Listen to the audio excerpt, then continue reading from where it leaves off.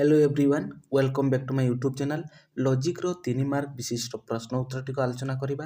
प्रश्नटी हेउची लौकिक ओ वैज्ञानिक व्याख्यान।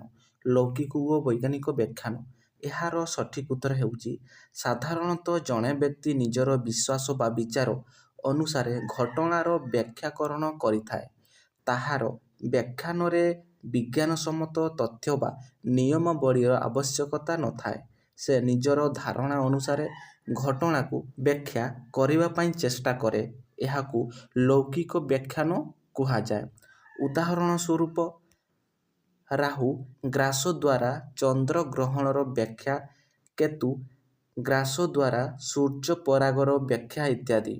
विज्ञान सम्मत नियम अनुसार कौनसी घटनार व्याख्याकरण को वैज्ञानिक व्याख्यान कुहा जाए। एहार उद्देश्य हैला कार्य कारण संपर्क को आविष्कार करिबा। उदाहरण स्वरूप जणे विज्ञानी केतेक नियम बा प्रमाणयोग्य तथ्य बा दृष्टांत द्वारा घटनाटीर व्याख्याकरण करिथाए।